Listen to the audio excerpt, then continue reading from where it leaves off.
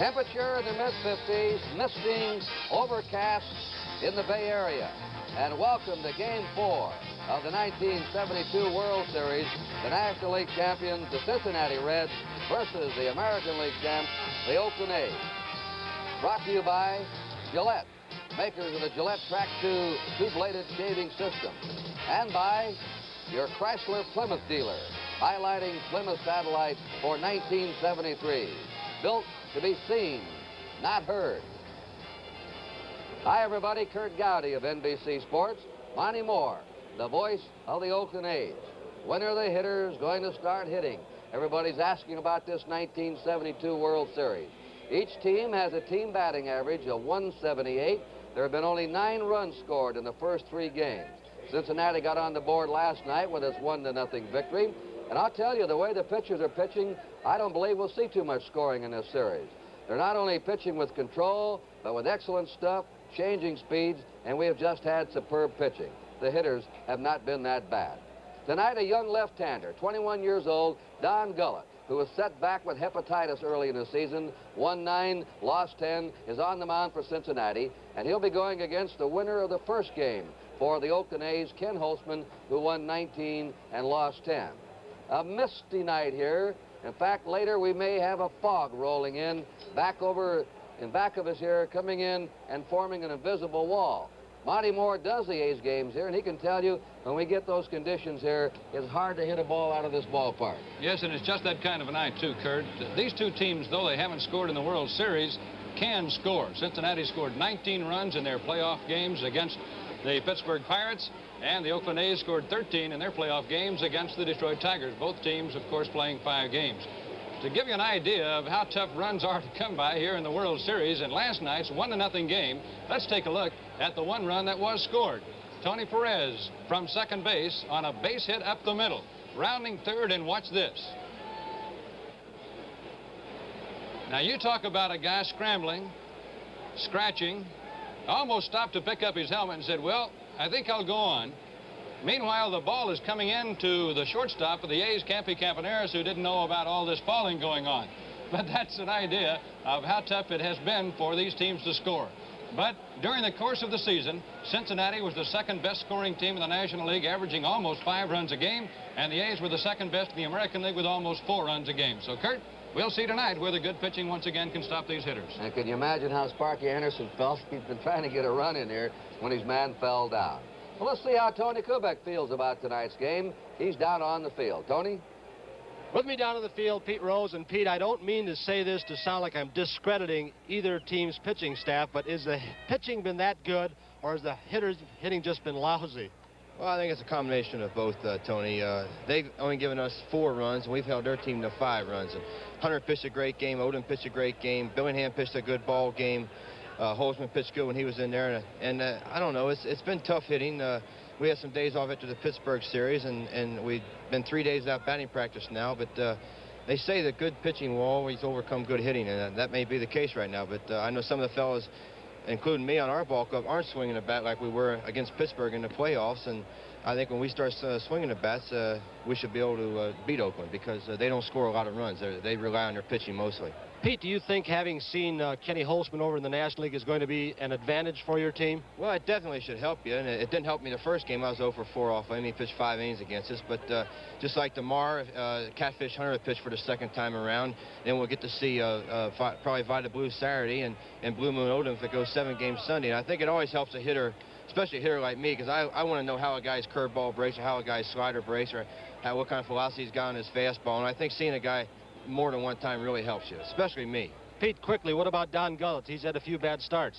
Well, what can you say about a guy that pitched 2 times against the Pittsburgh Pirates? Pittsburgh's an explosive ball club, and they handle left-handers pretty good, and other than that, he's pitching pretty well. Pete, thank you. Have a good day today. Thank you, Tony. Pete Rose, now let's go back upstairs. Another sellout crowd here in Oakland, and we're ready now for the opening ceremonies of Game 4 of this series. Good afternoon, ladies and gentlemen.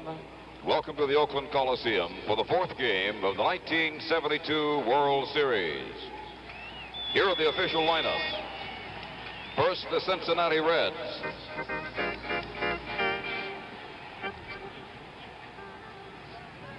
Here's the manager of the Reds, number 10, Sparky Anderson.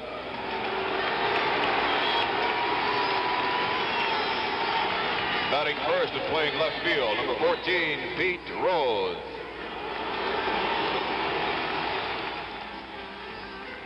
Batting second and playing second base, number 8, Joe Morgan.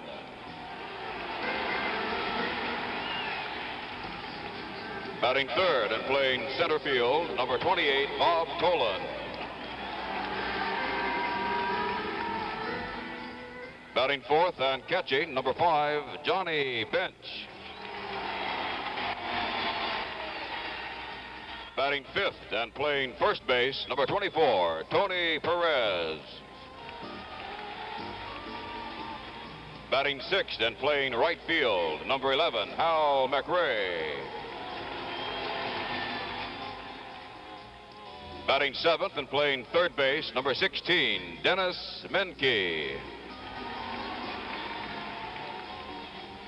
Batting eighth and playing shortstop, number 13, Dave Concepcion.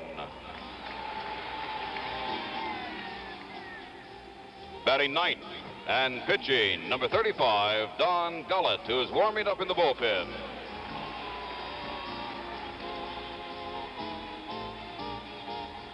And here are the remaining players and coaches of the Cincinnati Reds.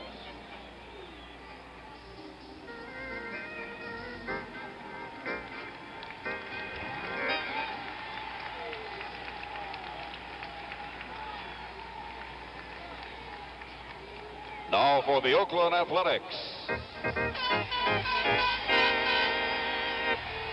Here is the manager of the A's, number 23, Dick Williams.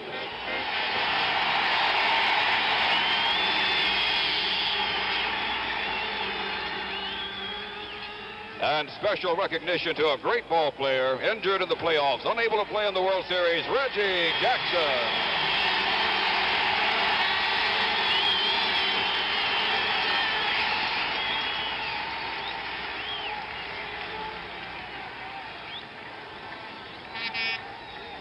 Batting first and playing shortstop, number 19, Campy Campaneris.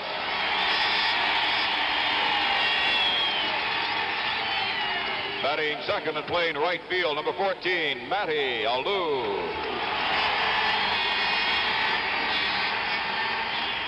Batting third and playing left field, number 26, Joe Rudy.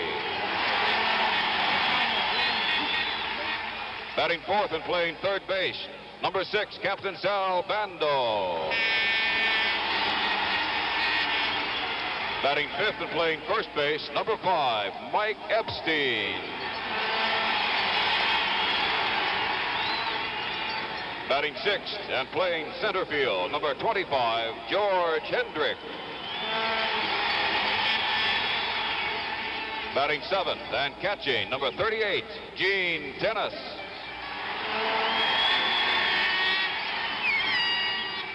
Batting eighth and playing second base, number 1, Dick Green.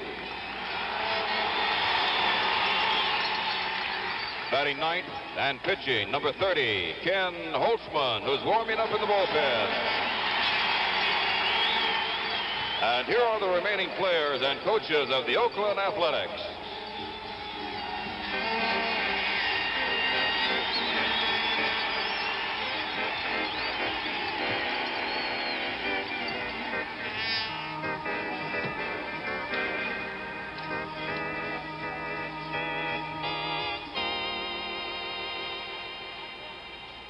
Ladies and gentlemen, we invite you to rise and join in the singing of our national anthem, which will be sung by the Bell recording artist, The Fifth Dimension.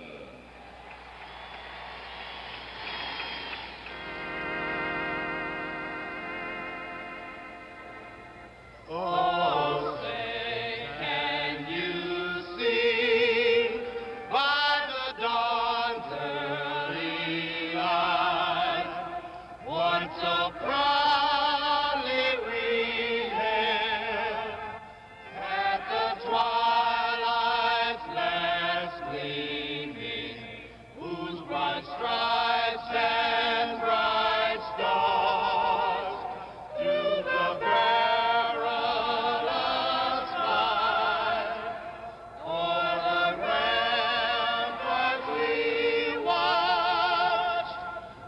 so gallantly streaming, and the rocket's red flare, the bombs bursting in air, gave proof through the night that our flag was still there. Oh, say does that star-spangled banner yet wave o'er the land of the free and the hope of the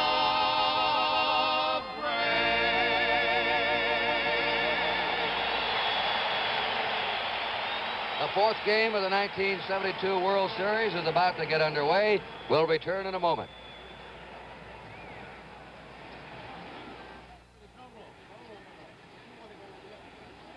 Ladies and gentlemen, we direct your attention to the commissioner's box where Lefty Grove, who in 1931, the last year the Athletics were in the World Series, won 31 games and lost only 4, and who in 1969 was voted the left-handed pitcher on the all-time All-Star team, will throw out the ceremonial first pitch.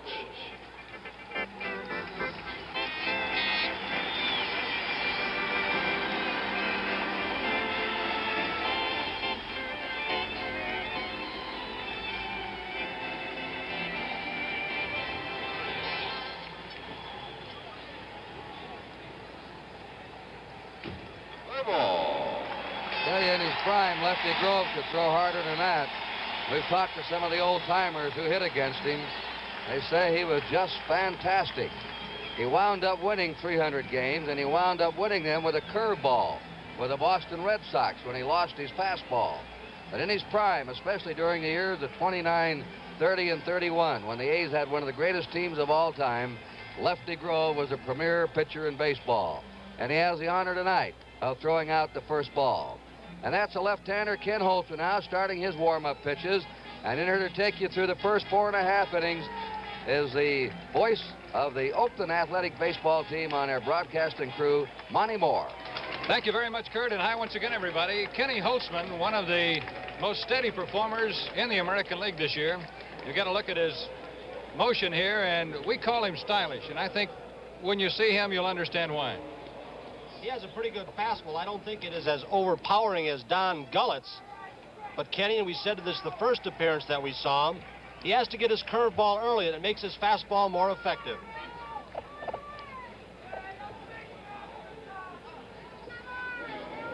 The umpires for the game here tonight, Frank Umont of the American League behind the plate. Bob Engel at first base. Bill Haller at second base. Chris Pelikutis of the National League at third. Jim Honachek of the American League down the left field line. And Mel Steiner on the right field line. He's from the National League. Frank Umont is going out to talk with Ken Holtzman about something here. I don't know what it might be, but I think he's indicating to him that he can blow in his hand here tonight while standing on the dirt part of the mound rather than having to get off of it because it is a little cool. Might be he wants to tell Sparky Anderson the same thing. Dick Williams is a pepper pot manager who always has been an umpire baiter. And he was telling me before the game tonight, the umpiring in this World Series has been outstanding, just excellent. And Sparky Anderson echoes the same thoughts. Well, it certainly has, and these fellows really bear down. I think it means as much to an umpire just about as it does to the players to be able to be in a World Series, and they know they are on display. Here's the first pitch of the game to Pete Rose. And we're underway with a strike. Rose for the season for the Cincinnati Reds hit .307. He has had only one hit in 11 at-bats in the series. Holtzman misses, low and away. It's a ball and a strike. Rose, a switch hitter. Had an ambition this year to hit 300 from each side of the plate, and he did just that. Holtzman's first curveball is in the dirt. It's 2 balls and a strike. Rose hit .315 against left-handers and .304 against right-handers. throughout his career as a switch hitter, he's been a little better from the left side. Dick Green to Mike Epstein, and there's one out in the first inning. Holtzman is a spot pitcher. He pitches from the left side a whole lot the same way that Jim Hunter does from the right. He throws to spots. Here now is little Joe Morgan, who has no hits in his last 14 at-bats in 4 games. That counts the last game of the playoffs and the 3 World Series games. Monty, it appears to me Morgan is pressing too hard. First pitch hit up in the air to Joe Rudy in left field. And Joe puts it away. There are 2 down. He lives here. He really wanted to do well. He's been swinging hard. He's perhaps trying to go for the long ball too much, maybe. Here's Bobby Tolan, the very fine center fielder for Cincinnati, and he had a .283 year. Average-wise, he had 8 home runs, and a very amazing statistic to me is the fact he knocked in 82 runs this year. In the World Series, he has 2 hits in 12 at-bats. Quite a comeback he has made from 2 Achilles tendon injuries. Kenny Holtzman's got a tough play to make, and Epstein dropped the ball. Very fine play by Kenny Holtzman. He threw that ball right where Epstein had the glove. It bounded away. Pretty good bunt by Bobby Tolan. Holtzman barehands it, knows he's got to hurry. Just off the edge of the glove of Mike Epstein. Now we'll watch Tolan. Last night the Reds stole 3 bases. They want to play a running game. They're 2 down. Ideal situation for him. Tolan swiped 42 bases this year. An error has been given to Mike Epstein on the play. Here's Johnny Bench. Johnny led the major leagues in home runs with 40. RBIs with 125, and he base hits to right field. Tolan will go to third base. Matty Alou gets the ball back into Dick Green, and the Reds are set up now with runners at first and third and 2 down. And here comes the hottest hitter for Cincinnati in the World Series, Tony Perez, the only player who has hit safely in all 3 games. He has 5 hits. Bench just laid the bat on that one, purposely hitting the right field. Wasn't trying to pull it. Now the error could prove very costly if Holtzman cannot get Perez. Johnny Bench at first base. Tolan at third.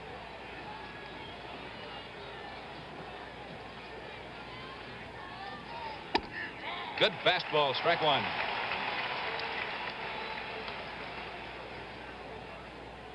Bench stole a couple of bases in the playoffs against Pittsburgh. It was quite a surprising thing.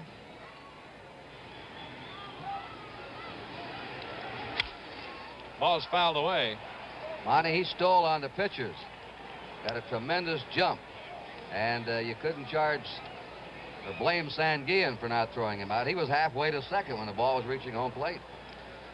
They have given the error to Kenny Holtzman, not Mike Epstein.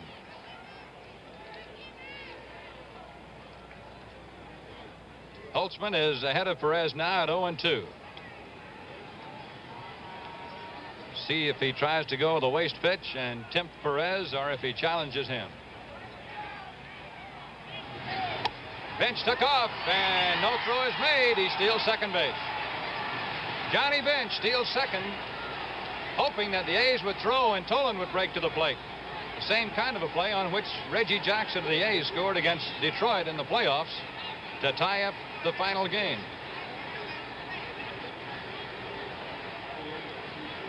Now a base hit could score 2.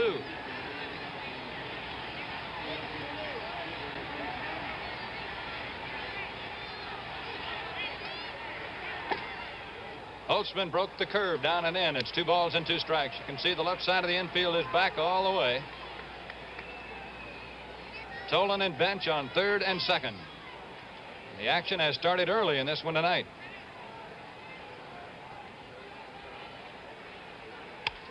Foul away. Holtzman with a good live fastball. Monty, so far in this ball game, as opposed to last night, the hitters are obviously seeing the ball better. Cincinnati seems more aggressive at the plate than any of the other 3 games. Sparky Anderson seemed to think the win they had last night really relaxed his ball club. They were awfully tight until they found out they could score, though it wasn't many. Tolan with a bluff start off third. Holtzman again challenging Perez with a letter high fastball. It's 2-2.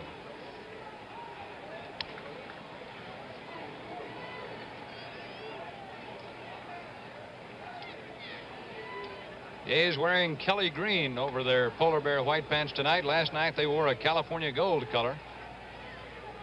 When they play at home on Sundays, they wear still another uniform, all white.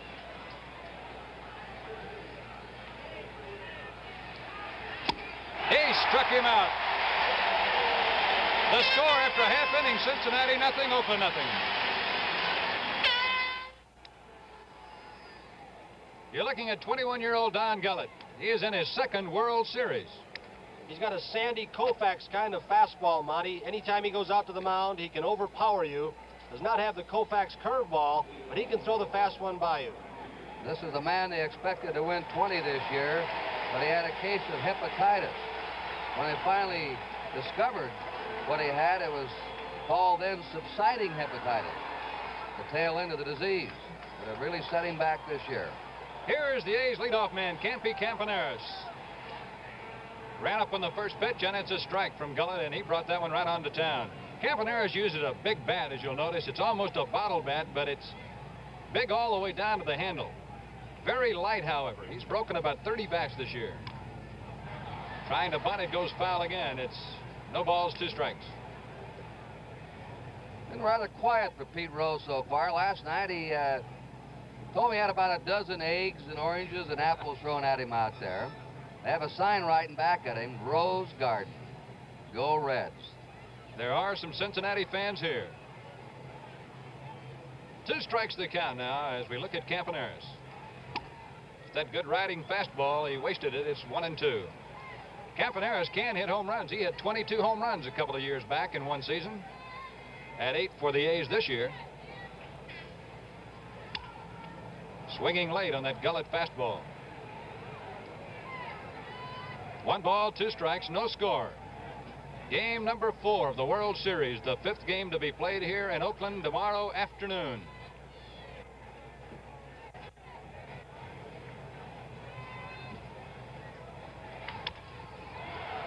Gullett, good stop. He fell down throwing that ball, but he got him. So there's 1 away.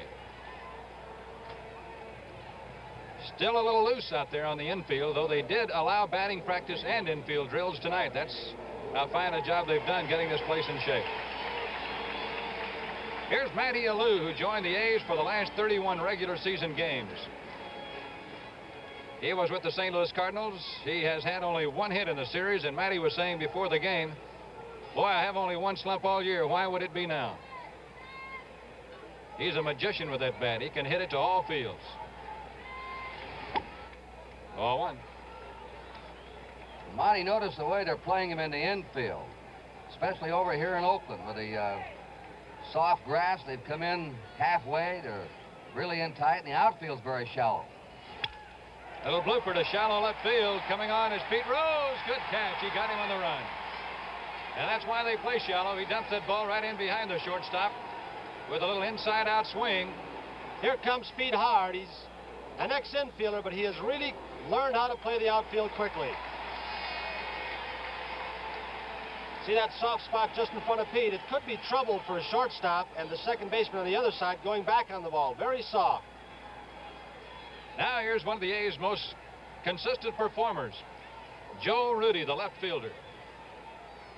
Rudi had a phenomenal year, batting .305, 19 home runs. And Gullett nips the outside corner with a strike on a good fastball. It's 0-1.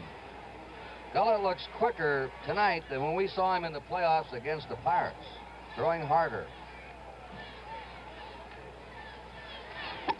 He threw that one right by Rudi. It's 2 strikes now. Rudi was the 5th best hitter in the American League. The league champion this year, Rod Carew of Minnesota, who finished very strongly with a .318 mark.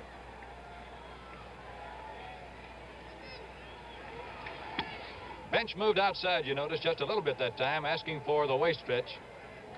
You watch the good catchers move around behind that plate. They help out pitchers, particularly men like Gullett.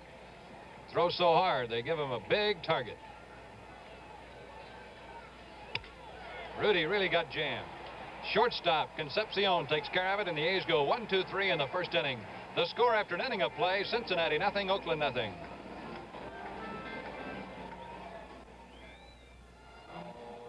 Give you a look at the differences in uniforms of the umpires. On the right, National League umpire you see is in all black with a white patch over the left chest, and that's an American League umpire, Bill Haller, on the left. He has gray slacks with a dark blue sport coat, and they tell me that the American League umpires next year might even be wearing those white striped shoes. Here's Hal McRae. Holtzman starts him off with a fastball outside. It's 1-0. A lot of differences in umpiring in the two leagues, not only in the strike zone, but how they stand behind the plate, the uniforms they wear, and where they stand to cover second base. McRae with a base hit up the middle, and he is 3 for 3 in the World Series. He's the guy, Kurt, who says, I'm going to go up there swinging as hard as I can on every pitch. I might fall down on my face, but I'll be swinging. Let's watch his swing here. They got to find a place for him. They're thinking about third base for the future. Good level swing. He's done an outstanding job of pinch hitting in the playoffs, and a snap through and his follow through. He can hit, and they were trying to find a spot defensively for him. May wind up at third someday. Dennis Menke proved last night he can bunt. Maybe doing it right here. He squares around and bunts at it, misses. They've got a runner picked off with a good throw, but they don't get the throw. Gene Tennis had McRae off first base, and a good throw would have nailed him. The throw went in the dirt. Take a look at it again. McRae getting off for the bunt. Menke right on through it. Bad throw by Tennis. Epstein did a fine job keeping the ball in front of him going in that right field corner. Dennis Menke, for Cincinnati this year, hit .235, but he knocked in 50 runs. He's had one hit in the series. Been up 9 times. Bando short hops it, goes down to second. Green, whoa, is he taken out at second base by McRae?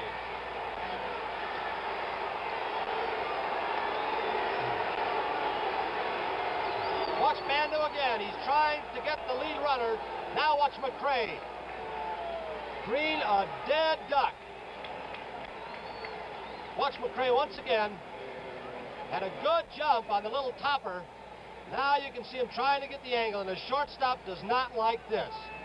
That man should slide and not come in throwing a block.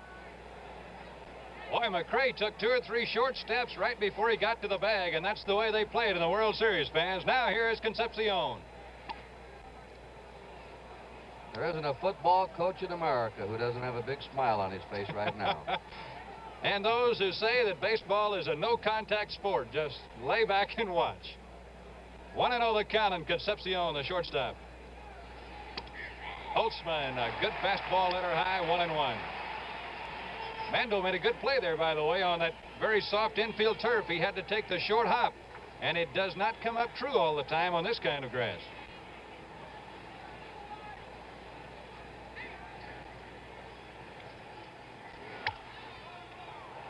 Foul strike back into the crowd. It's a ball and 2 strikes. Only one player in the National League wears number 13. And you're looking at him, Dave Concepcion. 4 American League pitchers wear number 13, including Blue Moon Odom, who worked here last night. 1 out, still no score in the second inning.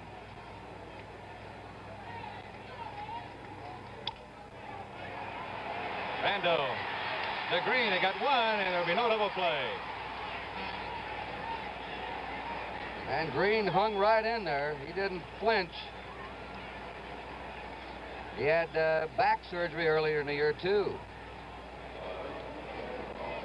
Fans, this telecast is presented by authority of Major League Baseball. Watch Menke coming in hard again on a replay.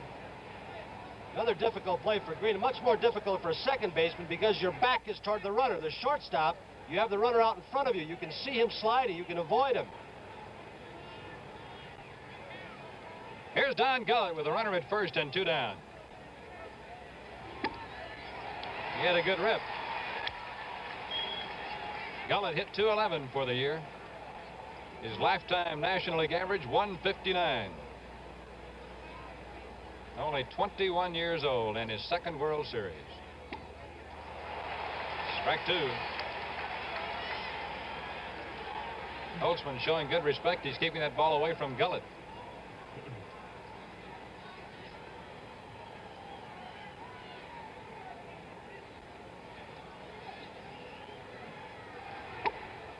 Missed with a fastball, 1-2. I'll say this, Kurt, for a series that has been so low scoring, we've really had some action. It's been the tenseness of every game.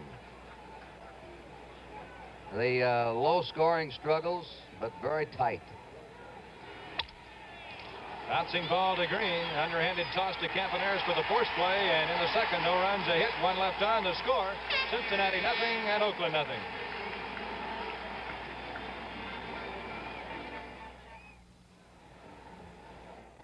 The statistic at which you're looking right now indicates that left-handers pitching to the A's lineup with a Reggie Jackson and a Mike Epstein and a Matty Alou, all batting fairly close together, gave this Oakland ball club some trouble. They were tough on right-handers, as you can see, 66 wins and 38 losses. Jack Billingham didn't read those statistics last night. He certainly didn't. Here is Sal Bando, the A's team captain. Product of that great baseball factory in College, Arizona State University. Strike, and Gullett really let one go that time. He is throwing hard. Bando's had only one hit in the series. He was the key out that Billingham got last night.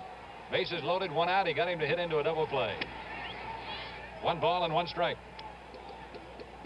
In the last 16 games Sal has played, he's really been in a slump. He's not had an extra base hit.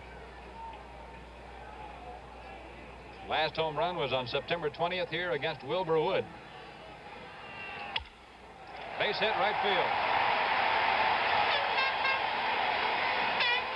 Bando is on with the first Oakland hit of the night, and that brings up the big guy, Mike Epstein. This telecast is presented by authority of Major League Baseball and is intended solely for the private, non-commercial use of our audience. Any publication, reproduction, retransmission, or other use of the pictures, descriptions, and accounts of this game without the express written consent of the Commissioner of Baseball is prohibited. Mike Epstein, the A's top home run hitter this year with 26. Still looking for his first World Series hit. He's been up 7 times officially. He has been walked a few times. Strike. He hit a home run off a left-hander, Mickey Lolich, in the playoffs.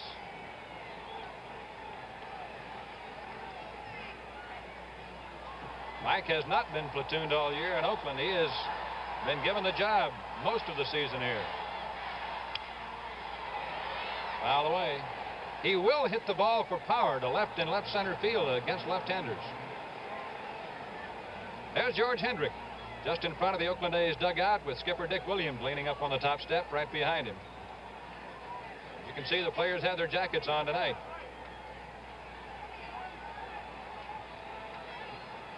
Gullett quickly ahead of Epstein at 0-2.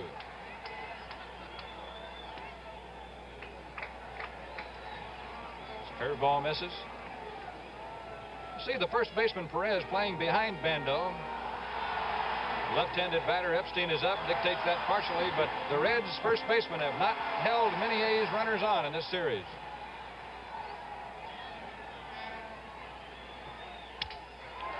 A jam, broken bat, looper to Joe Morgan, and Epstein won't bat with that one anymore.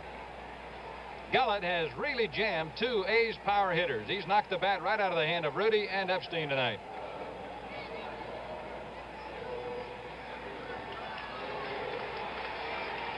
Now Gullett will pitch to George Hendrick. He's the center fielder for Oakland since Reggie Jackson is on the shelf with an injury. George has had 1 hit in the series.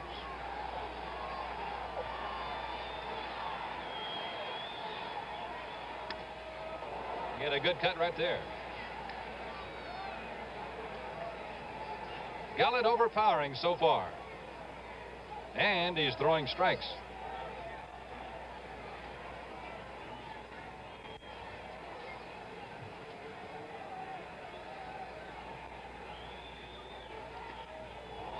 Bounced that one across the plate. 1 ball, 1 strike.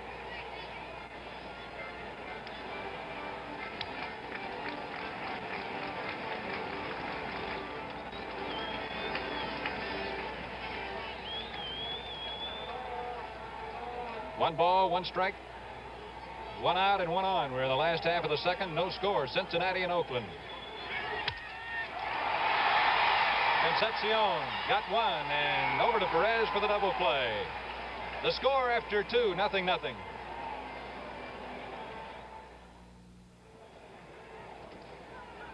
As you can see, Cincinnati was awfully tough against left-handers this year. They won 28, lost 12, and right-handers 67 and 47. Rose, bunt, picked up by Tennis Fair. He throws it in the dirt, and Mike Epstein dug it out of there. Gino's having a tough time throwing that ball tonight. Epstein's had 3 throws a little bit off target. Let's look at Tennis again. Notice how he grabbed the ball with his glove and the bare hand. Gets his feet position, and then it looked like he threw a sinker ball. Epstein made a fine play on to save Tennis an error. Both catchers very quick. Tennis and Bench very agile. They've both jumped on bunts in this series. Here's Joe Morgan, who flied out to left his first time up. Dick Green to his right. But have to hurry. Took a hitch and threw that ball and got him. 2 down. And did you see that ball when it hit that thick turf in the infield, how it was slowed down? In Cincinnati, that ball is in center field.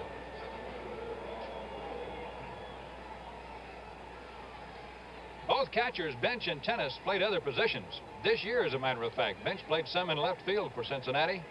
Gene Tennis has played everywhere, including second base in the championship series in Detroit. Bobby Tolan takes a curve from Holtzman, who's been pretty tough against Cincinnati in his entire career. He's won 9 games and lost 3 against the Reds, including a no-hitter he pitched against them.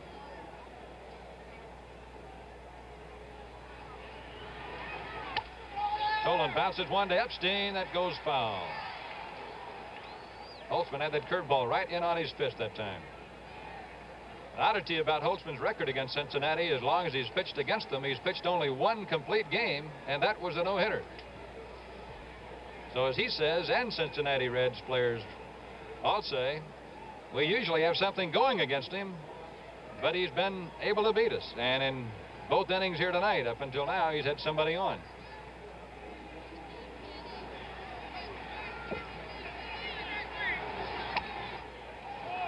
Fastball slanting over that outside. 1 ball and 2 strikes. Holtzman, a 19-game winner for the A's. With the late appearance of Vida Blue this year, the trade for Holtzman was one of the biggest Charlie Finley made. Out in the A's bullpen, Dave Duncan tosses it to one of the little ball girls.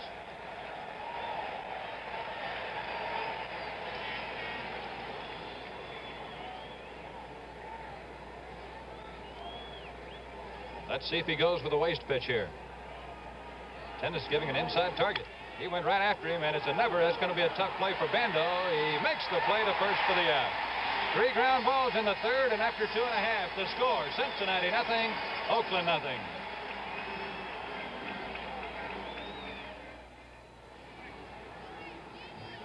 Kurt, I believe we're going to have a pitching change for tomorrow night. Gary Nolan was scheduled to pitch for Cincinnati, and I think they've taken him out of there. He threw in the bullpen last night. I don't believe they liked the way he looked. And I believe they haven't announced officially, but I think they'll come with Jim McLaughlin, the right-hander. Here's Gene Tennis. A's catcher has had 2 hits in the World Series. He's 2 for 10, and guess what they were? Both home runs. Looks as if they might be talking about the location of the batter's box in relationship to the plate. Johnny Bench might have complained that Tennis was too close or something. If McLaughlin goes for the Reds tomorrow afternoon, Jim Hunter will be pitching for the Oakland A's. Gullett to Tennis, low and away, ball 1. Gene Tennis, who signed in the A's organization as a shortstop, played in the outfield, wasn't getting anywhere, decided to become a catcher. Takes a look at a blazing fastball for a strike. It's 1-1. In ball player parlance, Mr. Gullett is bringing it tonight. The A's have 1 hit, an off-field single by Bando.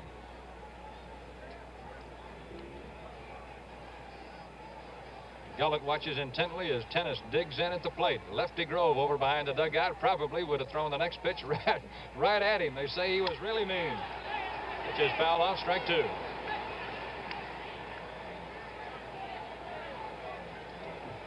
Cincinnati, no runs, 2 hits. The A's, no runs, 1 hit. The pitchers continue to dominate the World Series of '72. Dennis Menke works on the 2-hopper and gets it to Perez to retire tennis. 1 out in the 3rd. Now here's Dick Green. You know, Monty, this Gullett was quite a high school athlete at Lynn, Kentucky. We heard he scored 66 points in 1 game. The high school halfback.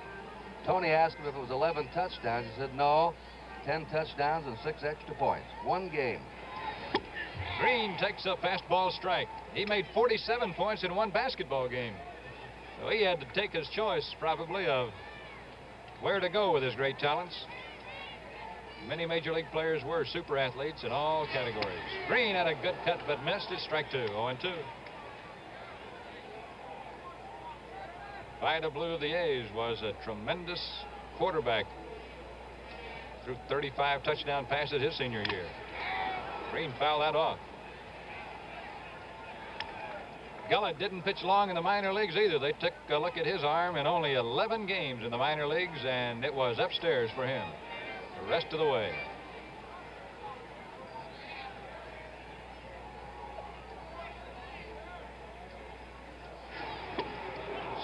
Struck him out with a breaking ball. Bench dropped it but tagged him out.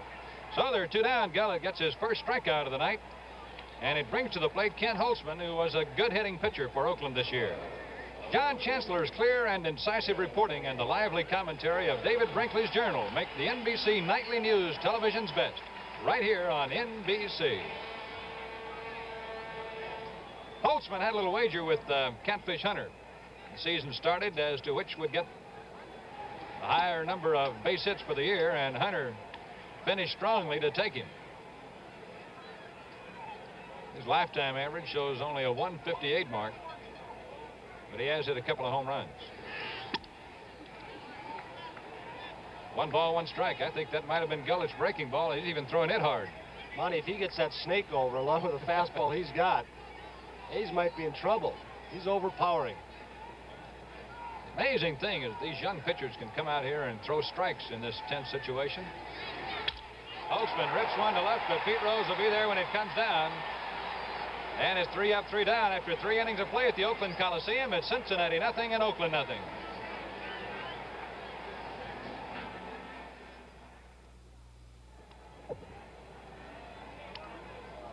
You know, Monty, Johnny Bench is leading off here in the 4th inning. And last night he dated the boss's daughter. Only it was the wrong boss. He had a date with Charlie Finley's daughter. Called her up, took her to the basketball game. She's a beauty, too. Former homecoming queen at the University of Colorado. We were kidding Charlie Finley about it. He may want to borrow some money someday. Charlie has a big family, 7 children, and 6 of them made the trip into Detroit, then on to Cincinnati and out here. His oldest daughter, Sharon, is expecting a baby any day now, and she's home in LaPorte, Indiana. The only child that isn't here in the Finley family. And there is his owner, Charlie Finley, right next to his wife, Shirley. Kenny Holtzman to Johnny Bench, who's had 4 hits. Kenny starts him off with a curve high and away. Both Charlie Finley of the A's and Bob Hausum of Cincinnati have done super jobs putting together championship clubs here this year.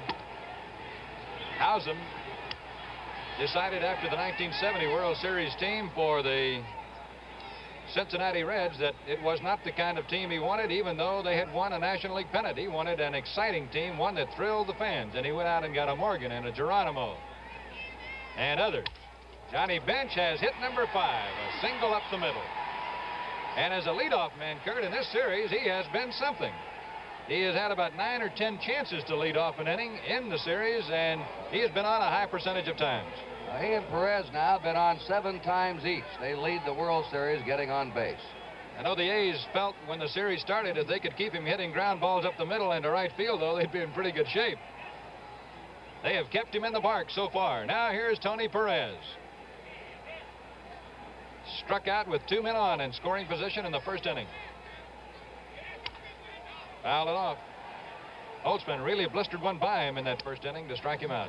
You were talking about the trades that Cincinnati made. One of the reasons they made them was moving to the new ballpark, Riverfront Stadium, where defense and speed was more important than an old Crosley Field. It looked last year as if it might not be the right thing. They finished fourth, but boy, this year, and Sparky Anderson and Bob Housen both said all winter, we have the kind of club that can win it now, and they did. The drive to deep left center field. George easy riding Hendrick makes the catch, and Bench all the way to second, goes back to first. Rez put a pretty good charge in that one, but there was never any thought that it would go out. George Hendrick covers a lot of ground and makes it look awfully easy. His teammates call him Easy George. One out now. Here's Hal McRae, and the A's haven't gotten him out in the series. He's had 3 for 3, including 2 pinch hits. And Kurt, this year, this guy pinch hit 4 home runs. Right, and the Orioles didn't get him out either. He had 5 hits and 11 times up in the 1970 series. Very effective against Baltimore. He got jammed aplenty then. Campaneris bobbles it for a moment, and Green can't turn the double play as Bench comes in there on him. He lost the timing when Campaneris bobbled the ball just a moment. See if we can see the ball rolling up the arm of Campy Campaneris as he really had to charge the ball. Just barely has a grip on it. And Dick Green is really taking a beating down at second base. Here comes Bench. Took a glance at Campy, see where he's going to throw. Now he's got Green once again, who just barely gets out of the way this time. Green has done a miraculous job of holding on to that ball with all those guys shooting at him tonight. 2 out, a man on, and here's Dennis Menke. 0-1. There have been more batters jammed tonight already, about 4 bats broken. Pitchers moving the ball in, moving it out, both throwing pretty hard stuff. McRae is going. The liner goes straight to Bendo. The score, 0-0.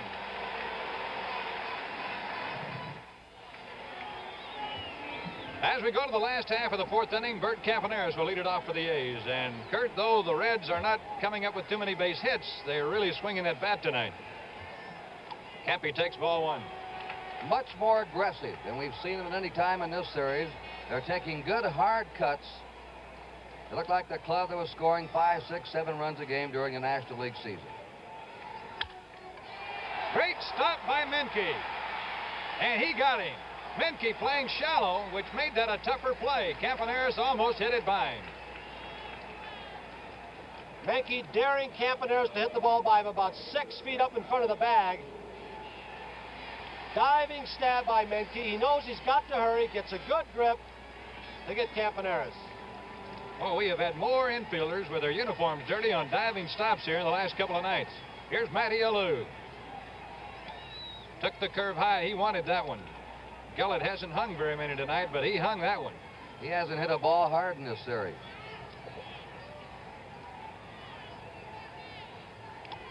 Ball 2. He really ripped it in the Detroit series. He had 4 doubles against the Tigers. 1 off the left center field wall. He's hit 1 home run. He hit it right after he joined the A's and hit it to right field. Gullett is behind him, 3-0 now. Matty's a little bit like Campaneris. You really have to work to walk this guy. They come out of that dugout swinging the bat.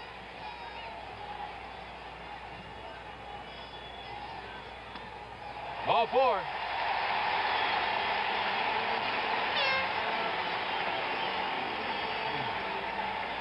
Jerry Adair. That's Matty Alou on the back as he comes over at first base with Joe Rudy coming to the plate for the Oakland A's. Rudy got jammed and popped up to the shortstop in the first inning. Joe's had 3 hits in the World Series. He's been up 12 times.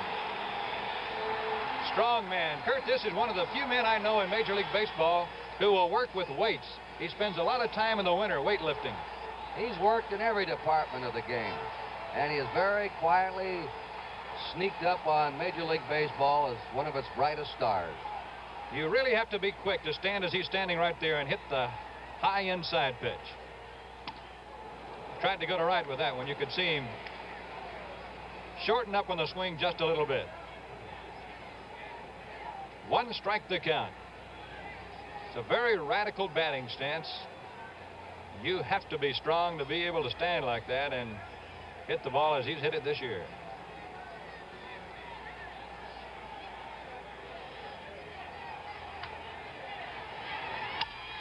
Fouled it off. And Gullett is ahead of Rudy now at 0-2. We're scoreless in the fourth inning, and we're happy to have you with us on NBC tonight, watching this game live and in color from the Oakland Coliseum. It's a foggy night over San Francisco, and that fog is now over Oakland.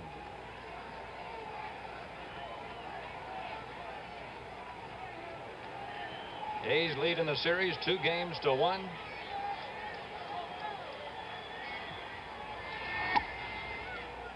Rudy takes the ball. You'll notice Rudy, after every pitch, leans down and picks up some dirt. Irv Norn, the third base coach for the A's, a boyhood friend of Dick Williams, the skipper of Oakland. They played a lot of baseball together on the Sandlots of Los Angeles.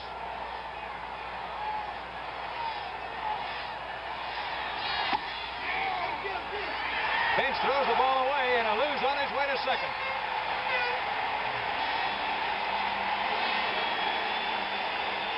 That's the first error the Reds have made in the series. Oakland has made 5 errors. Bench caught Alou leaning a little bit, and he made a pretty good throw right on the money. I think Perez took his eye off the ball momentarily to see where Alou was, and the ball got by him for an error. Now, if Joe Rudy or Sal Bando can come up with a base hit, the A's could take the lead here. 2 balls, 2 strikes. Gullett went high and away on both waste pitches to Rudy.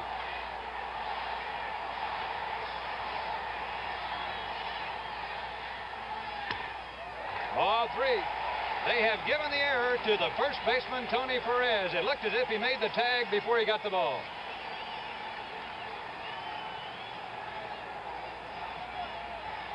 Three and 2 to Rudy.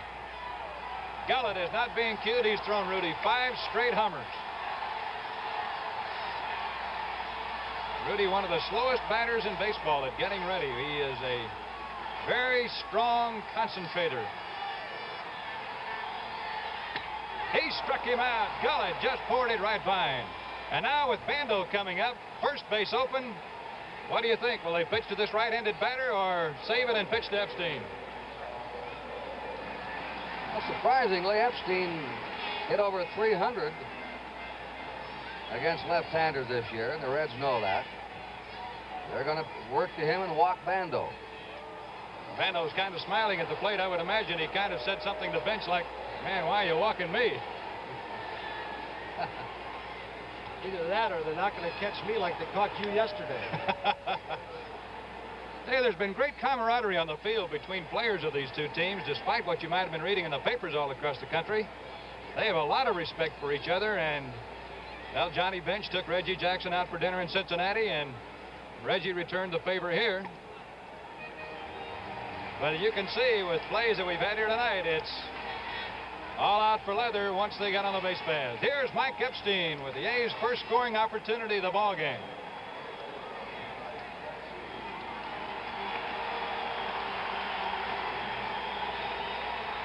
They'll play Epstein back on the right side. Morgan not playing anywhere close to as deep as he played in Cincinnati, but I would imagine he'll still get back on the outfield grass. Alou at second. Bando at first.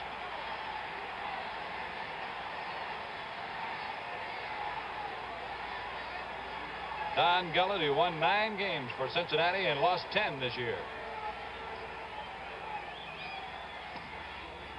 Missed with a low fastball. 1-0.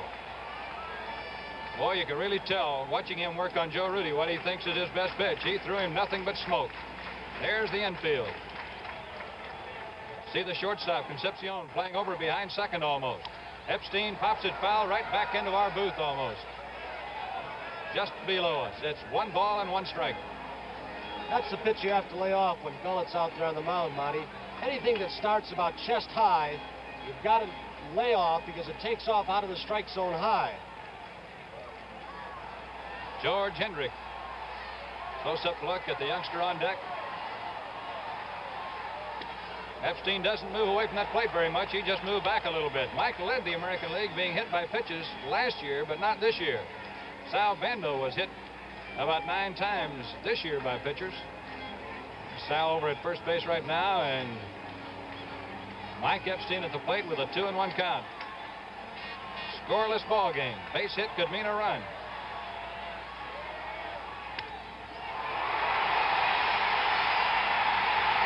Great play by Concepcion. Well on the first base side of second base, and they got Mike Epstein and retired the A's, leaving 2 on.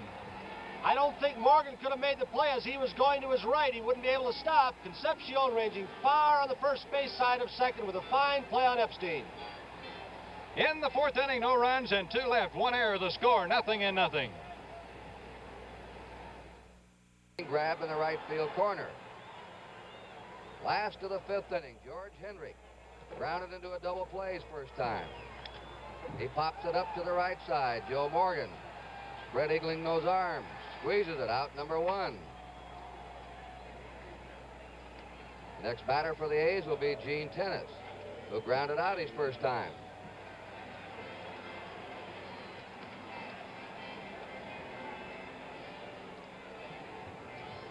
The A's, the last month of the season, didn't score many runs. They were winning 2-1, 3-2.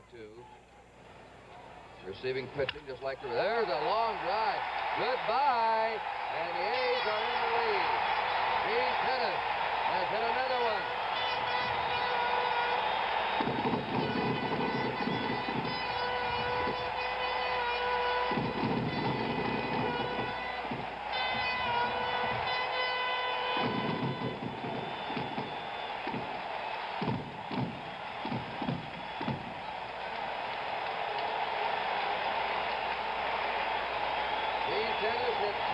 Saturday.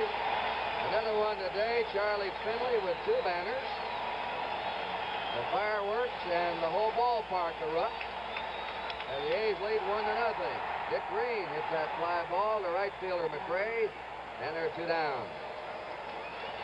Boy, that Tennis really had authority on that drive. That was a line drive over the left field wall.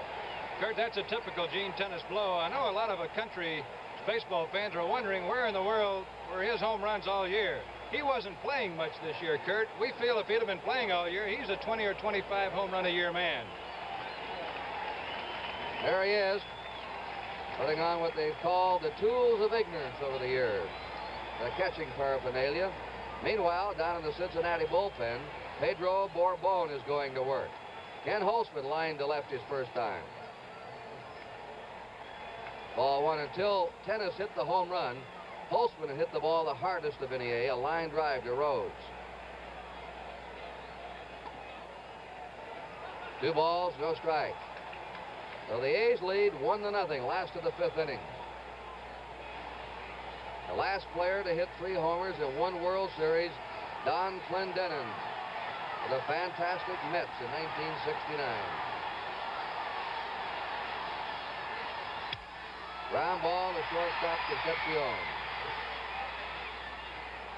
The A's are out, but they took the lead with 1 run, 1 hit. Gene Tennis's homer. There were no errors, nobody left. We've gone 5 innings, and the score: Oakland 1, Cincinnati 0. The Reds trailing 1-0 come up in the 6th inning with Joe Morgan, Bobby Tolan, and Johnny Bench. Joe Morgan and Mike Epstein of the regulars are the only players who haven't had a hit so far in the 4 games. Morgan has now no hits in his last 16 times up, including the last playoff game with Pittsburgh.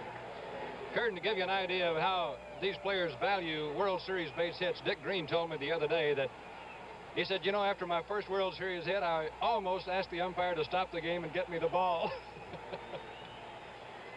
Okay, Morgan has flied to left, grounded out.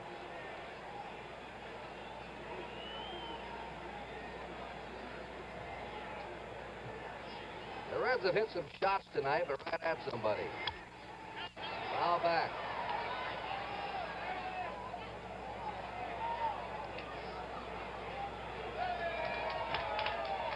You know, Morgan is usually played as a pull hitter. But George Hendrick, the center fielder of the A's, is playing him into left center. Bando tightened up at third. 1 ball, 1 strike.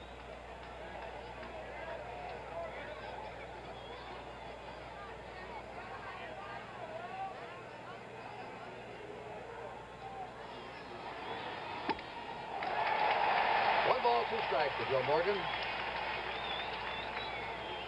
Jim Hunter against probably Jim McLaughlin tomorrow. 3:30 Eastern Daylight Time, a World Series report. Joe Garagiola and the coverage of Game 5.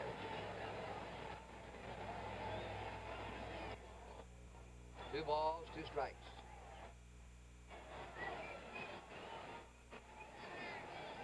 Bobby Tolan. He'll be followed by Johnny Bench.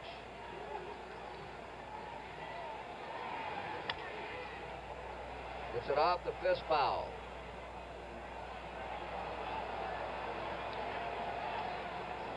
Some fans have remarked to me, Monty, that Sal Bando looked heavy. I talked to Sal tonight. He said, no, I'm 214 by playing weights between 210 and 215. He's just a heavy-looking man. He says that he didn't gain much weight this winter. Ground ball to second baseman Green. 1 down. Sal says his toughest problem with weight is when the A's go to Cleveland and play, and his mother, who is quite an Italian cook and a good one, has him out at the house a few days.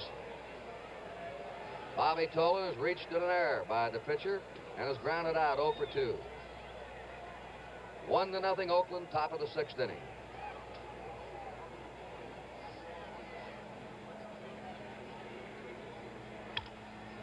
Yet I just tipped Holtzman's glove. Campaneris fires and gets him.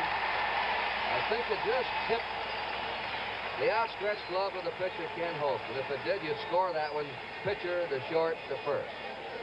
During the last of the 5th, it appeared that Gullett was losing a little bit off his fastball. It's just the opposite of Holtzman. He seems to be coming on stronger. He's thrown his best fastballs in the ballgame this inning. Johnny Bench has single to right, single to center. He and Tony Perez lead the series with base hits 5 apiece.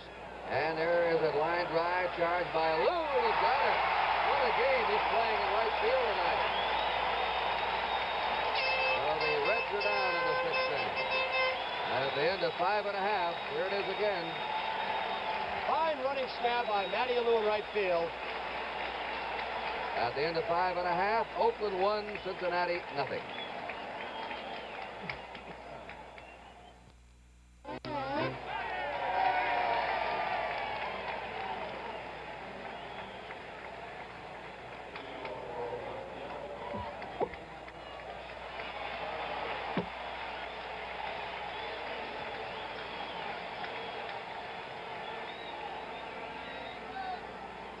Last of the 6th inning.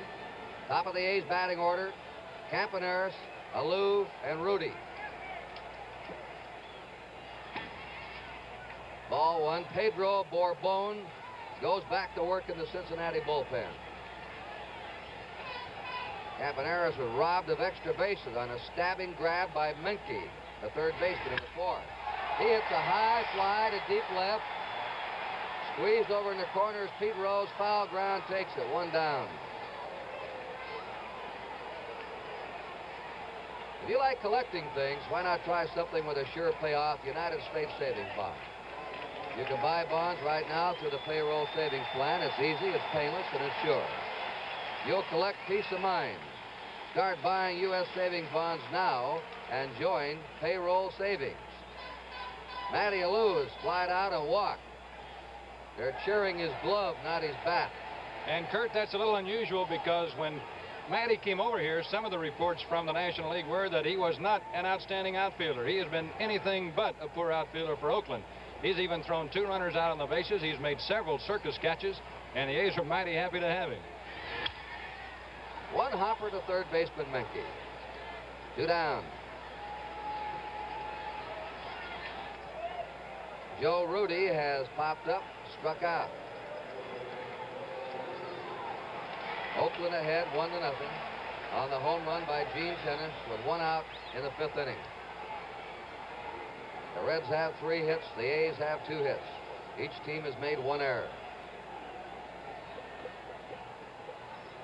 A win tonight for the A's would give them a commanding 3-1 lead.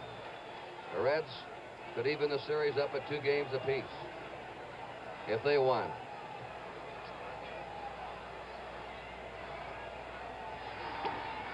One and 0 to Joe Rudi. Dick Williams.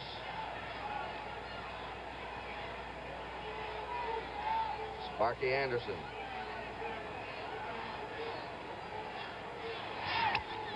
Fouled away. Sparky Anderson used to be the bat boy for Fred Haney's Hollywood Stars. Dick Williams used to play in that same area. Around Santa Barbara, Los Angeles, they've known each other for a long time. And they have a lot of respect for each other. Neither manager has made any kind of a remark disparaging about the other in this series. They've both been very complimentary. 2 balls, 1 strike. I've never heard Sparky Anderson never say anything bad about anyone. He is, I think, one of the kindest and most complimentary men I've ever met. That's Sal Bando on deck.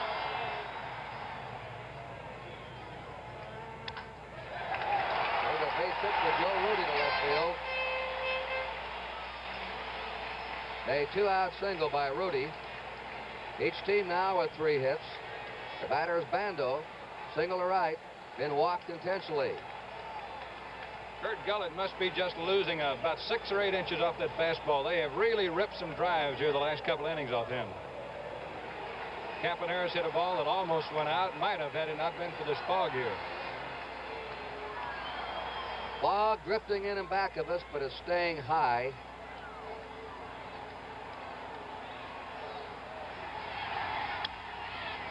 Strike 1 to Sal Bando.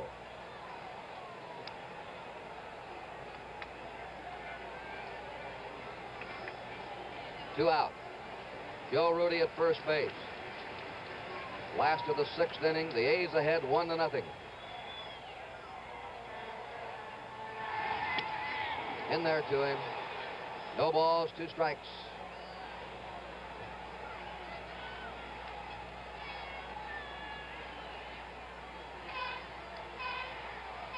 I like to have this kid's future. 1 ball, 2 strikes. The Reds have Nolan, he's young. Grimsley's a young pitcher. Gullett's a young pitcher. Simpson's young if he can get over his arm problems. The Reds appear to be well stocked. The nucleus of young pitchers for a promising pitching staff for the future. And Tom Hall in the bullpen. Down he goes. Bando gets out of there in a hurry. He's been hit in the head twice this year, Kurt. One time he was playing again the next day with the whole left side of his head swollen badly. Third base coach Herb Norn. 2 balls, 2 strikes to Sal Bando.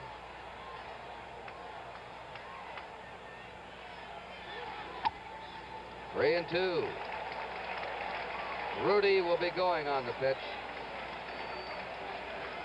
Tony Perez looked over in the dugout. How do you want me to play it? Shall I hold?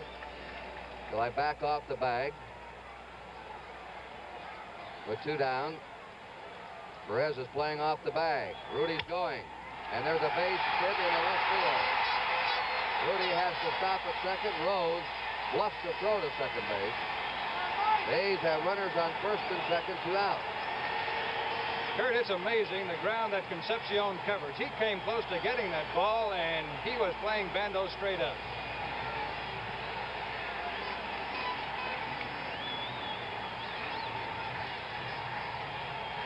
Watch Concepcion again. The ball slowed up just a shade by this heavy turf.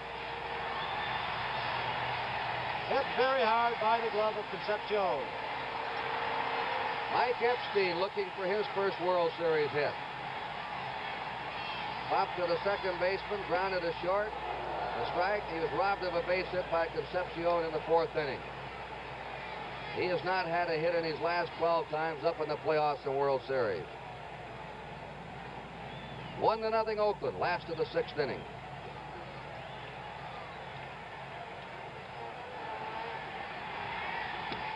Strike 2 to Epstein.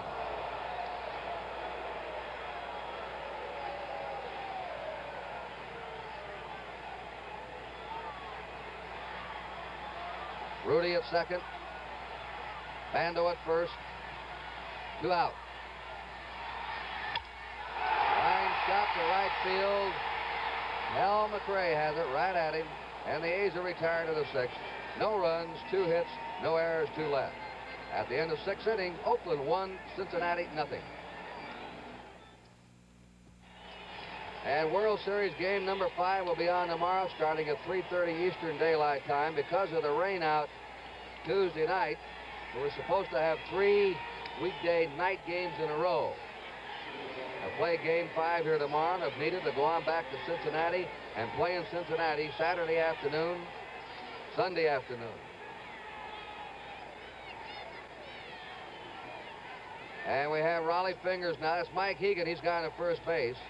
We have Raleigh Fingers and Vida Blue starting to warm up in the Oakland bullpen. Tony Perez has struck out, flied out, leading it off for Cincinnati in the top of the 7th. And there's a broken bat blooper that may dump in there. It's a base hit for Perez. He's on with a tying run for the Reds in the 7th. Broke his bat. Kurt, a pretty good play by Hegan getting back as quickly as he did. There's Blue, the left-hander, Fingers, the right-hander for Oakland. That soft turf saved a double along with Mike Hegan's hustle. Tony Perez leads the World Series now in base hits with 6. But the A's have stopped benching Perez from hitting the long ball. That was a perfect pitch almost in by Kenny Holtzman. Tennis gave him the outside part of the plate target. He hit the target perfectly. Perez just horsed it out over first. Al McRae, a single to left, grounded into a force play. Foul back.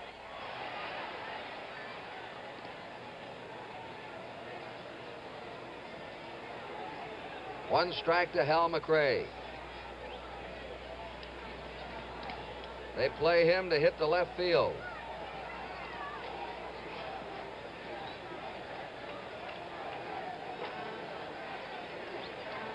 McRae, born in Avon Park, Florida, lives now in Bradenton. 25 years old. Just inside to him, a ball, 1-1. On deck, Dennis Menke.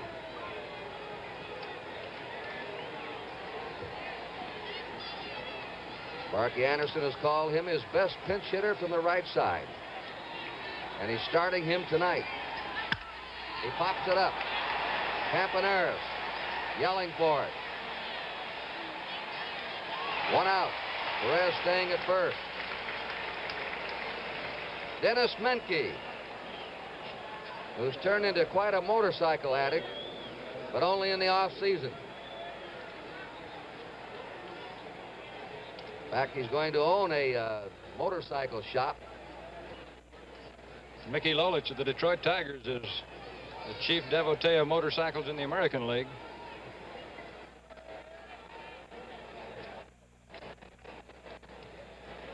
We had some action in the Reds bullpen. It's not a pitcher. It's the spare shortstop, Darrell Cheney. 1 out. Menke the batter. Hits it to the box.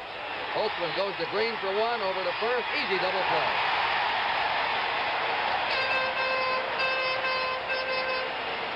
No runs, 1 hit, no errors, and nobody left. And the A's are up to their 7th inning stretch, with the A's leading 1-0. The brains of the Reds is Bob Hausum on the extreme left with the glasses, the dark raincoat. His wife alongside of him. And in the second row, the first man in, is Dick Wagner, who is the top assistant to Bob Hausum. Francis Dale, leaning over with a coat lying on the dugout, is the president of the Reds. Hausum runs the ball club. They're a quiet group right now, while Charlie Finley's been a one-man cheerleader over in back of the A's dugout. Last of the 7th. George Hendrick leads it off for Oakland.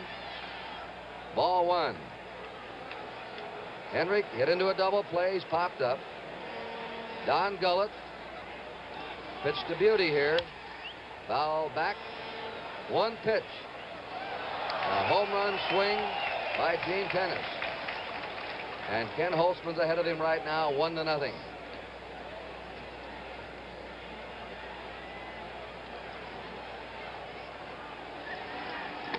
Changed up. Misses. Ball 2, strike 1 to George Hendrick.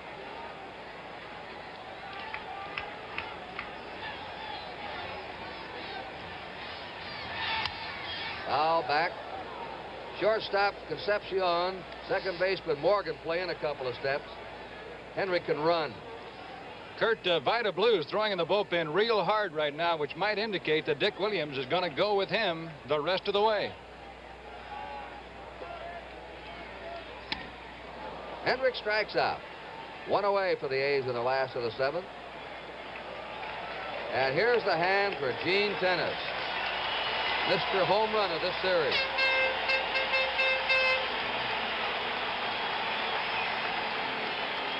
That's Charlie Finley in a gold coat. Gene Tenace hit 2 home runs all season at Oakland. He's hit one tonight, and it's been a big one so far. Fouls it away, strike one. The A's leading the Cincinnati Reds 1-0. Kurt, one reason he didn't hit any more home runs, the A's had another catcher named Dave Duncan who hit 19 home runs before he lost his job to Tenace. Strike 2 in the inside corner.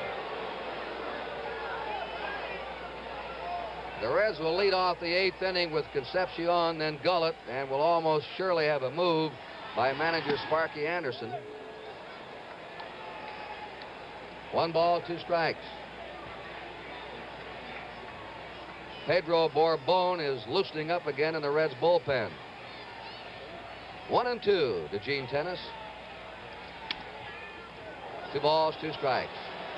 We have 1 down, nobody on. Borbon, Hall, and Clay Carroll have all been exceptional pitchers in the playoffs and the World Series. Sinking fastball, and he strikes out. 2 down. Anchorman John Chancellor reports all the world and national events, and David Brinkley's Journal provides lively commentary on the NBC Nightly News, right here on NBC. Dick Green has struck out and flied to right. Dick Williams hasn't been maneuvering those second basemen around much in this series. A strike. These low-scoring games with excellent pitching, he's tried to keep a good infield defense out there.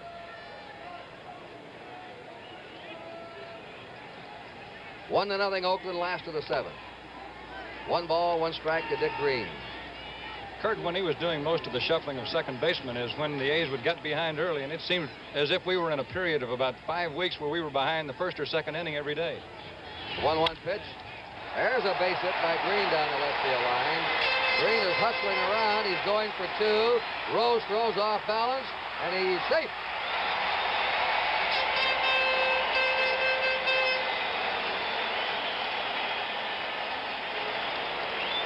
Watch Green again. Pete Rose almost comes up with a whale of a play. A little bit of the acrobat he learned around second base. Off balance leaping throw. Watch Green again, coming in hard. You're right, Tony. That was a great throw by Rose. An off-balance throw, falling backwards. Lobbed it in there. Ken Holtzman should get a big hand here by the fans. Ken Holtzman has lined to left, grounded out. But he has shut out the Reds for 7 innings. He'll come out to pitch in the 8th. 2 down. Fouls it away, strike 1. The A's have 1 run, 5 hits. The Reds, no runs, 4 hits. Each team has made 1 error.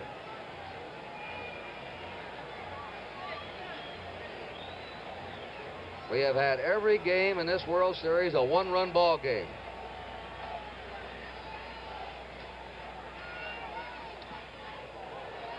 One ball, 1 strike. The A's won Saturday at Cincinnati 3-2. They won Sunday 2-1. Last night, the Reds won 1-0, and it is 1-0 tonight, Oakland.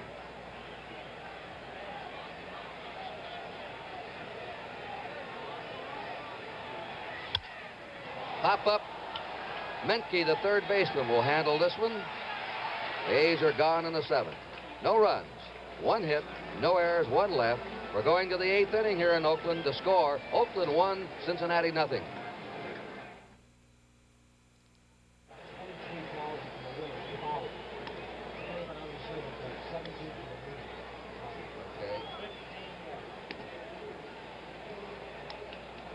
Watch your bullpen, guys. Blue folders. 4, 3.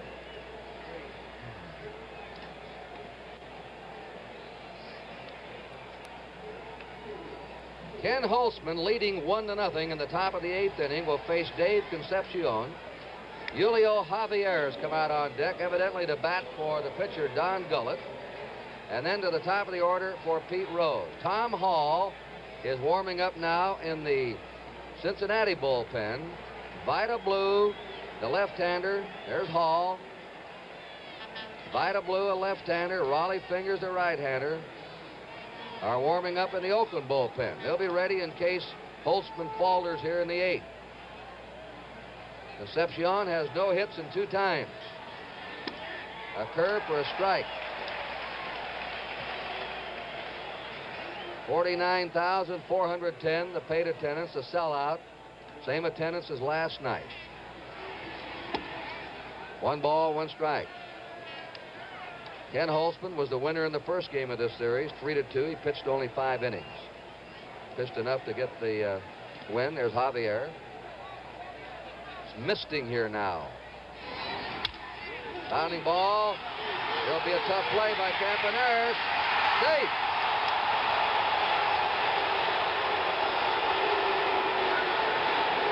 Epstein gave it the big boarding house reach, but Concepcion beat it out.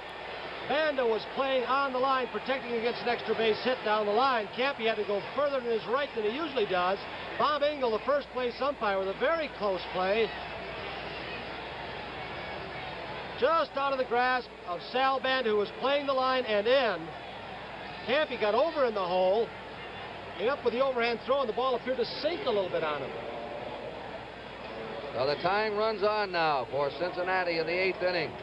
On the infield hit by Concepcion, who's played a sparkling game tonight for the Reds in the field, and he's just come up with a big hit for them. That was quite a throw by Campaneris out of the hole, Dan, and that's the gamble you take in late innings, putting that third baseman right on the line. That would have been an easy out for the third baseman playing in the normal position, but you have to guard that line against the extra base hit. Javier is batting for Don Gullett. And young Gullett was outstanding tonight. Now they're looking for a bunt. Javier dumps it down the third baseline. Bando will play it to first base. 1 down. The sacker there running is Hegan towards second, trying to run him back. The tying run now on second for the Cincinnati Reds in the 8th inning. The top of the order and Pete Rose. Rose has grounded out and thrown out trying to bunt and has flied out. Rose 1 hit in 14 times. You don't hold him that way too often. Only 1 hit in 14.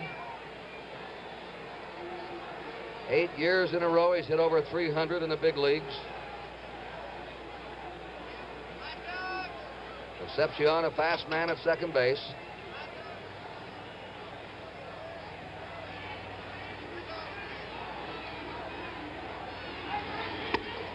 A ball to Pete Rose. The highlight for Holtzman tonight is control. He has not walked a batter.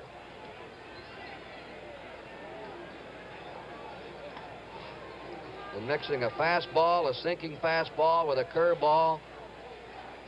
Exceptional control. Pickoff play, too late.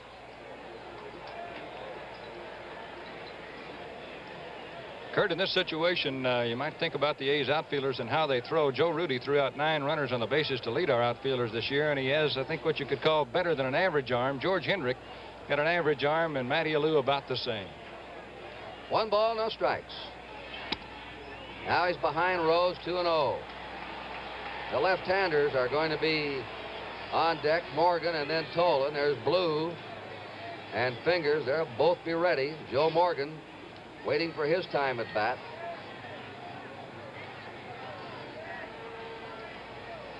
Oakland 1, Cincinnati nothing. Top of the 8th inning. 2 balls, no strikes to Pete Rose.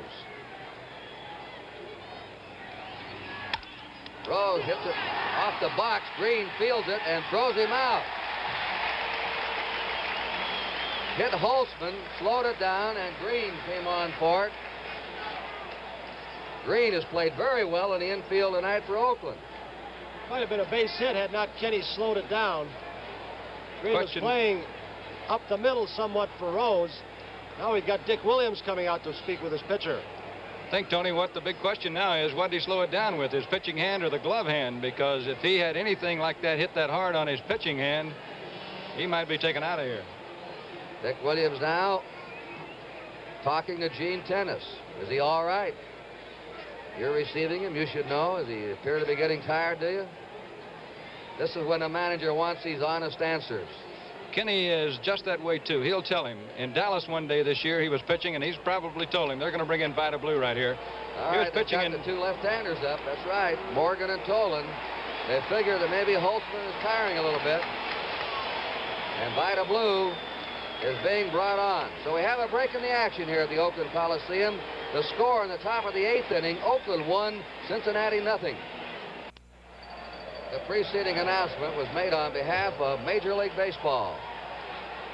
Let's watch that play once again with Concepcion on second base and see if we can tell where the ball hits Kenny Holtzman. Right back at him. Appeared as though he had zeroed in on it, went right beneath his glove, slowed it down enough for the second baseman to make a play. Joe Morgan up, and Blue's over with a strike to him. Vida Blue has been outstanding in relief in the playoffs and World Series, where he's been unhappy, too. He doesn't want to be a relief pitcher. He figures he's a starting star. Joe Morgan looking for his first hit of the series. Outside to him a ball. Concepcion's at third base. They're 2 down. Well, you could see the velocity on that pitch, Kurt. It almost knocked the mitt off Tennis's hand. Al Bando says something to him. Blue pitched 4 shutout innings against the Tigers to clinch the pennant. That was top foul. 1 ball, 2 strikes. He saved the game on Saturday for Holtzman. 2 2/3 innings of shutout relief. So he's now pitched 8 innings of relief in the playoffs and World Series without giving up a run. The Cy Young Award winner last year in his rookie year. And a long holdout, a bitter holdout. The 1-2 pitch. Really a wild pitch. It's 2-2. Blue won only 6 games this season. Behind in his physical conditioning, his rhythm, his timing. And he is still frustrated about the holdout. Concepcion on third, 2 down. The 2-2 delivery.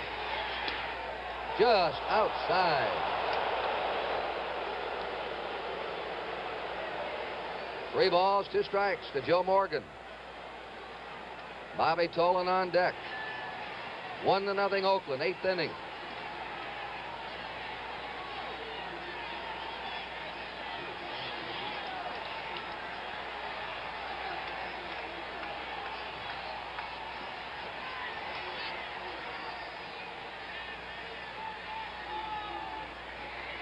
Time called. Morgan asked for time. He wanted to step out.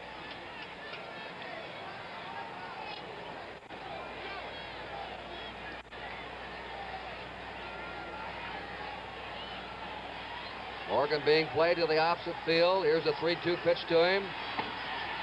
He walked him. Joe Morgan goes to first. Concepcion's at third. 2 out. Bobby Tolan up. Now Dick Williams is coming out to the mound to talk to Vida Blue. They've got to talk about what's going to happen if Morgan breaks to second base, too. They've got to be very careful here. The A's have just almost, in this entire series, in this situation, given second base to the runner, as if to say, we can get that man at the plate. Now, if the man makes it to second, that puts the winning run in scoring position, or the go-ahead run. The Reds stole 3 bases last night. They've stolen a base tonight. Sparky Anderson, he still predicts the World Series is going to 7 games, and he's going to win it. He looks very confident over there. Just wonder if that... Yeah, nodding his head, Monty, I think, as if to say, yeah, go ahead, Joe. If they're going to give it to you, take it. All right, runners on first and third, 2 outs. Oakland trying to cling to this 1-0 lead. 8th inning. There he goes. And he lashes that into right field. Watch Morgan. The tying runs in. Morgan may score. Here comes the throw. Morgan's in. And the Reds lead 2-1 in the 8th inning. He had a big jump, and he scores from first base on Bobby Tolan's drive into the right field corner.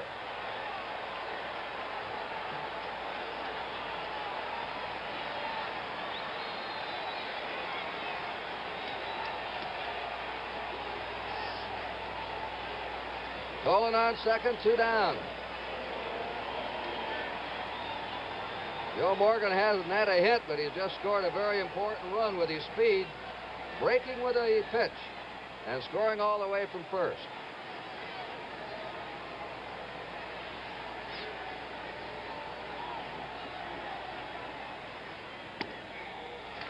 A strike to Johnny Bench, who's had 2 hits and 3 times.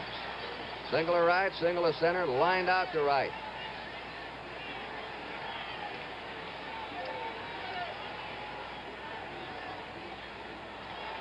Ovida Blue came in. He walked Joe Morgan. He's given up the double to Tolan.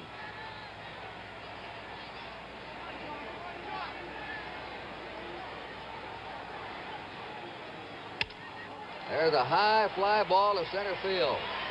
George Hendrick galloping in under, has it, but the Reds took the lead in the 8th inning. 2 runs, 2 hits, no errors, 1 left. Oakland coming up in the last of the 8th with a score. Cincinnati 2, Oakland 1. Pedro Borbon will try and hold it for Cincinnati now in the last of the 8th inning. We still have not had a complete game pitched in this World Series, and Don Gullett now is the pitcher of record for Cincinnati. He was lifted for a pinch hitter at the top of this inning. Gullett went 7 innings, allowed 5 hits, 1 run, the home run by Gene Tennis. He walked 2, and he struck out 4. Dillingham last night, Gullett tonight. Kurt, have given the A's some great pitching.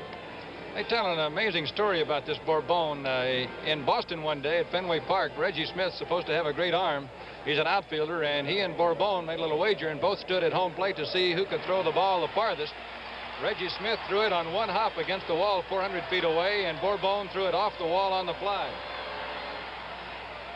Campaneris leads it off for the A's in the last of the 8th inning. Menke in tight against him at third. A strike.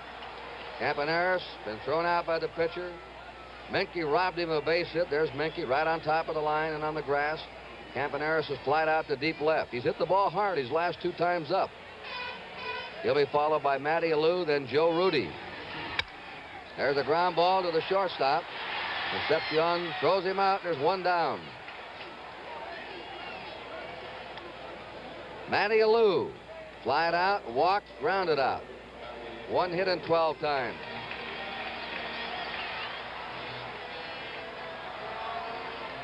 Bourbon has been an excellent relief pitcher in the playoffs in the World Series.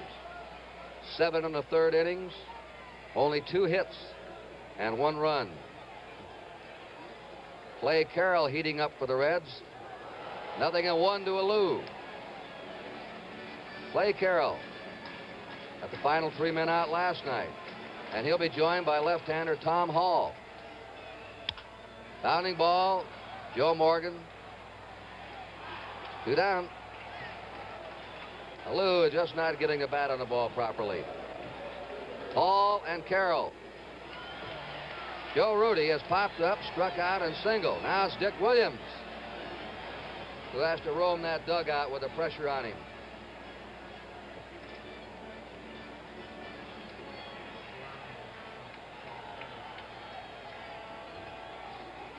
Cesar Geronimo is going down to the Reds bullpen to warm up his throwing arm.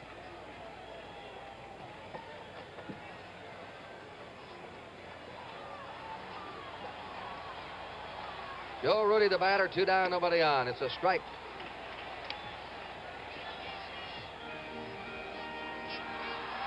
Two runs, 6 hits for Cincinnati, 1 run, 5 hits for Oakland.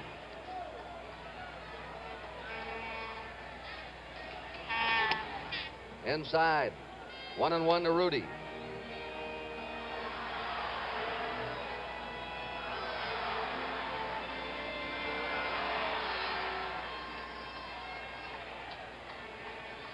A 1-1 pitch. Ground ball into right field for a base hit. And And the A's have the tying run on in the last of the 8th inning. Joe Rudy's second hit. He hits to all fields.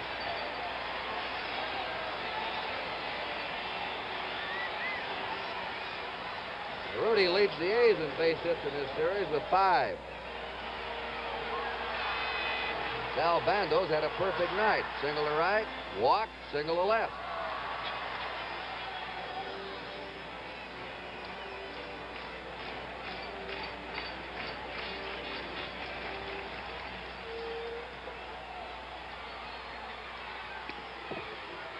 Ball 1 to Sal Bando.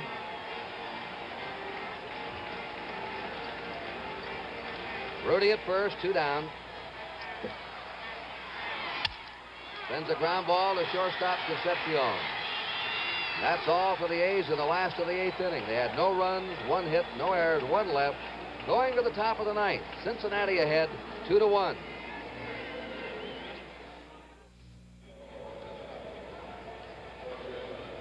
If we have a 7th game of the World Series on Sunday, we would have a baseball-football doubleheader here on the NBC television network. If the World Series is over, then we would have a pro football doubleheader featuring Cincinnati against the Rams, Denver versus Oakland. Tony Perez has struck out, flied out, and singled. The Reds are up in the 9th inning. Vida Blue can be the losing pitcher in this game unless the A's rally and tie and go ahead and win it. 1 ball, 1 strike. Morgan, Joe Morgan from first base on Bobby Tolan's double scored the go-ahead run, and he's Blue's responsibility. There's a drive sinking into right field for a base hit. Perez, 2 hits tonight. And 7 in the series. He's the World Series base hit leader here in 1972.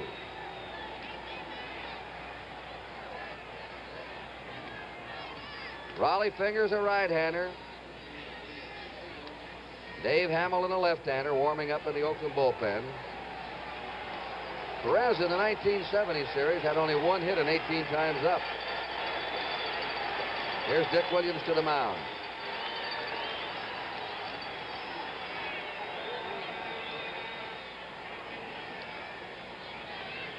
Ken Holtzman had pitched 7 2/3 innings of 5-hit shutout baseball. He was taken out in the 8th.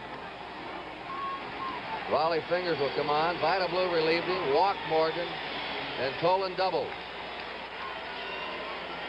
And the Reds lead it 2-1 as we have a break in the action here at the Oakland Coliseum.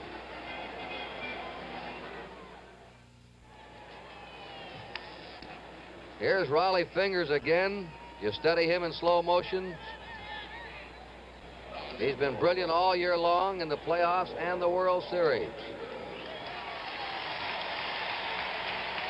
And he's going to face the right fielder of the Reds, Hal McRae.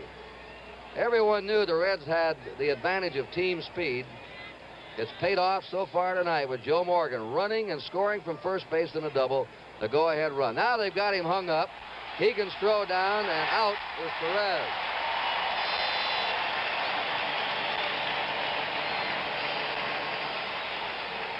Look at Perez. He was trying to get a good jump.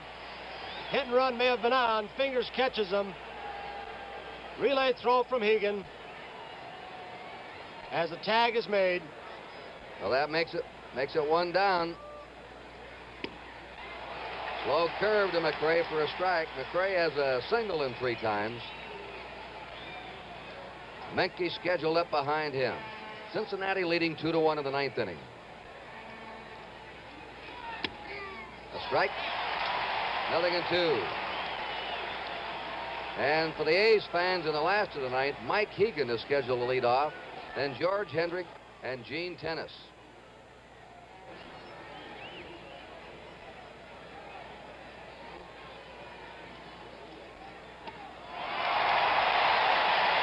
The Fingers got rid of him in a hurry. 2 down. When he comes in with that sidearm curveball to a right-hander, it's wicked. Watch that last strikeout pitch. He has a good fastball, but watch this ball break. From the side, a little crossfire. Gets him to go after the bad one. Dennis Menke hitless in 3 times. Reds have 2 away, top of the 9th inning. They're leading 2-1.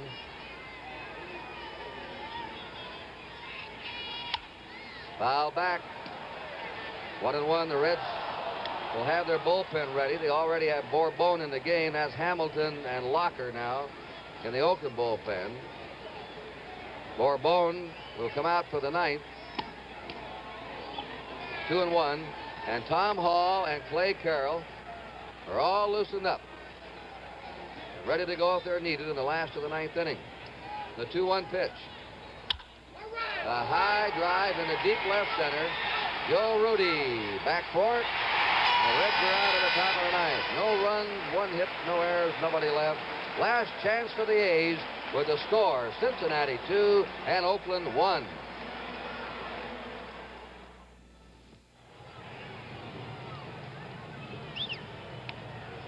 Mike Hegan will be up for his first time of the game. He replaced Mike Epstein, who had gone hitless in 3 times. Geronimo now is in right field for the Reds. That's a defensive measure, one of the great throwing arms in baseball. We're going to watch a left-hander and then 2 right-handers hit against Pedro Bourbon. Oakland led all the way until the 8th inning. Kurt, the A's in this series haven't hit a fly ball off this guy yet in 2 appearances. The base hit by Rudi was even a grounder.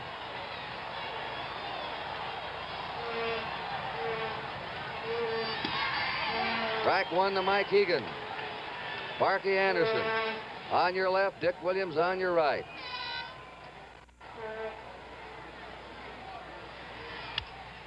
Slashes it right down to Menke, who's been a very sure-handed third baseman tonight. 1 down. Our statistician, Alan Roth, for NBC. Our production stage manager, Jim O'Gorman. George Hendrick is going to be taken out, and Gonzalo Marquez is going to bat. Marquez has been an excellent pinch hitter in this postseason play for Oakland.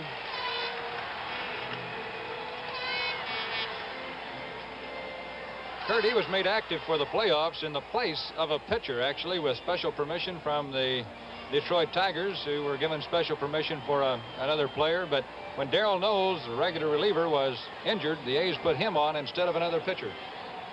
1 out. Nobody on. 2-1 Cincinnati. Breaking pitch for a strike.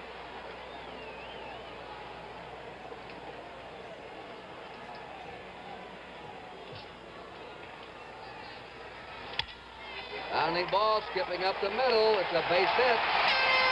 He does it again. And the A's have the tying run on.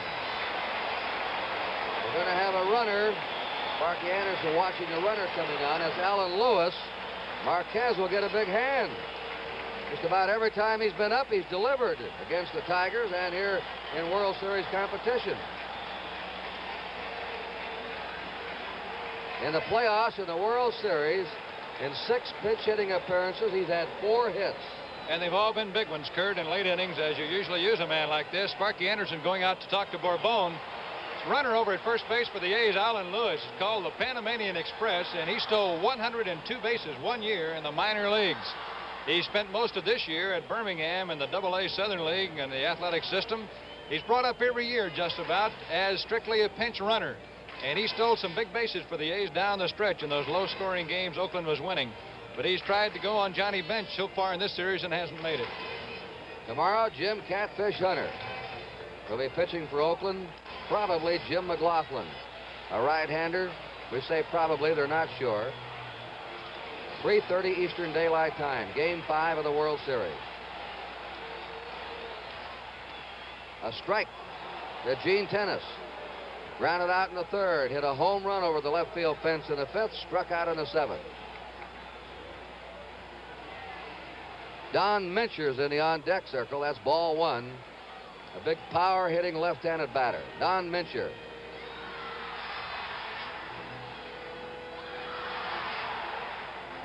And now Dick Williams is claiming a balk. Yelling out.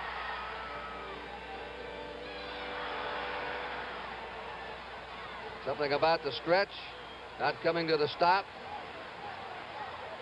Stop for 1 second. 2 balls and a strike to Gene Tennis. The A's are down by 1 run, last of the 9th inning. Now Sparky Anderson, as the wheels turn here in the Oakland Coliseum, moves to the mound. And he is not hesitating. He wants his veteran who came in and dispatched the A's with such ease last night, Clay Carroll. Carroll, who set a major league record with 37 saves this year,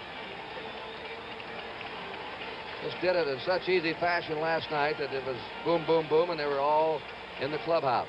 Last night, the count was 3 balls and no strikes when he came on to pitch to Mike Epstein, and he got Mike. He threw the first pitch for a strike. Epstein swung at the second one, and then he went right on through the rest of the men. But he's a veteran. He's been around a long time doing this very thing, and these relievers, the short relievers who come in under pressure, are, I'll tell you, they're a special breed of man. Some people talk about the low batting averages now in baseball, Monty, compared to years ago. I was talking to Lefty Grove today. You get around and talk to fellas who played in the Neva and still watch baseball, still follow it, and they all admit that the relief specialist today has something to do with it. Right. Lefty would pitch complete games when he had been given something like a big lead and blow it. And he says he stayed in a lot of ball games all the way when he'd give up 6, 7 runs. But today they don't do that. You look at these 3 men, Bourbon, Hall, Carroll, really outstanding pitchers. When they only have to come in for an inning or 2, they're rough. The same with Blue and Raleigh Fingers. And Knowles, who's out of the series with a broken thumb. Darrell Knowles. All clubs have great relief specialists now. 2 balls and a strike to Gene Tennis. 3 balls, 1 strike. And Clay Carroll thought he had that one in. That's Alan Lewis at first base, 1 out. He's the tying run for the A's here in the last of the 9th inning.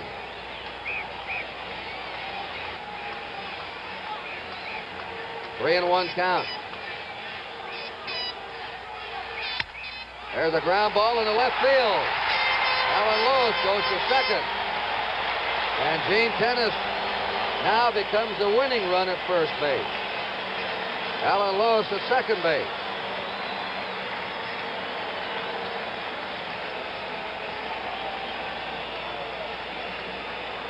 And Don Mincher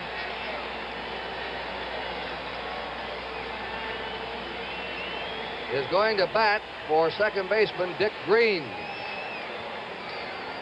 This is Mincher's 2nd World Series. He played 7 games for the Twins in the '65 series against the Dodgers. Dave Hamilton and Bob Locker. If Mincher gets a hold of one, he can send it. He came over to the A's from the Texas Rangers this year in a trade and has played very little. So he's been strictly a pinch hitter. He's hitting only .216, but he did have 6 home runs before he left the Texas Rangers.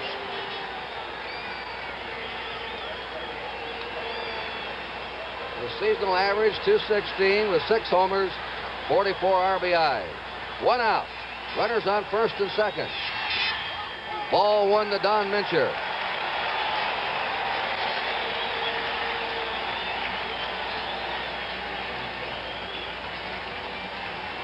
Angel Manuel has come in the on-deck circle to bat for the pitcher if he gets a shot. 1 ball, no strikes. Base hit into right center. There's Lewis rounding third. The game is tied. Over to third goes Gene Tennis. And this Oakland crowd has gone crazy.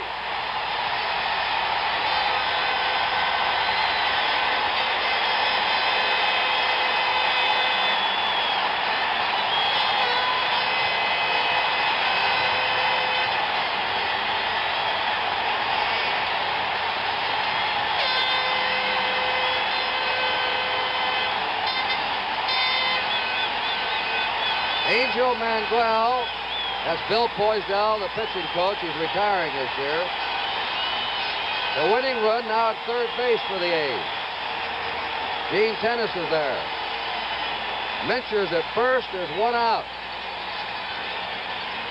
And the bullpens have failed both clubs tonight. Dick Williams is going over to talk to his third base coach, Irv Noren. Kurt, he'll do this a lot. He wants to make sure there's no mix-up here.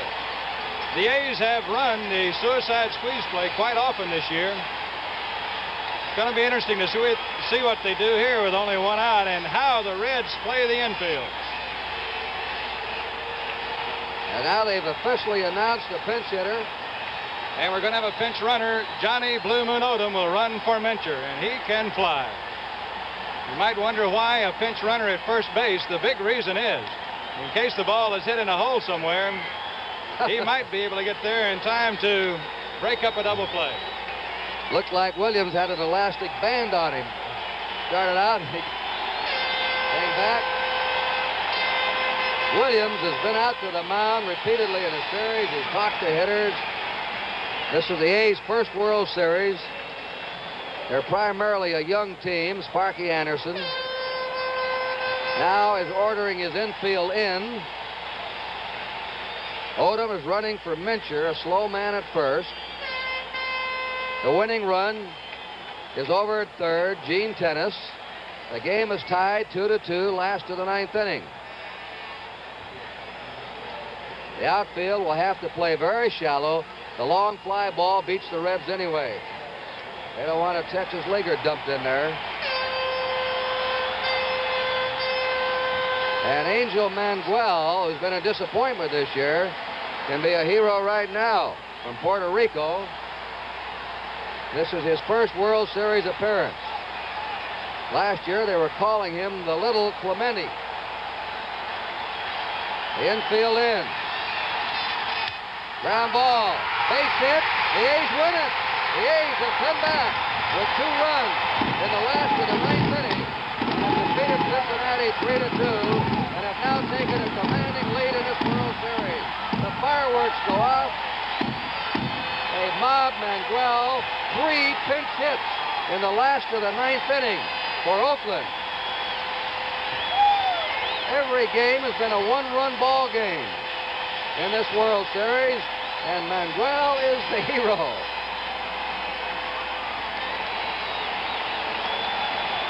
A bitter loss for the Reds, who had rallied to take the lead, and of course, a fantastic win for the A's. A big underdog for this World Series. They now lead it 3-1, and they can win the World Series tomorrow if they can defeat Cincinnati. The Reds must win to send this World Series back to Cincinnati on Saturday. The winning pitcher, Raleigh Fingers, in relief. The losing pitcher, Clay Carroll, in relief. And forgotten right now, the 2 excellent jobs by the starters, Don Gullett and Ken Holtzman. Monty? Kurt, this has been an amazing baseball team. The A's did just that against the Detroit Tigers in Game 1 of the playoffs here in Oakland. After Al Kaline hit a home run against Oakland in the 11th inning to take a 1-run lead, the A's came back and scored 2 in the last half of the 11th inning. The people don't want to leave here, Kurt. They're just standing around and enjoying this thing. And as you say, the A's have a chance to bring the first World Championship team to the Bay Area in any sport of all times. What a fantastic come from behind, but one just like they've done many times this year. Well, that's it.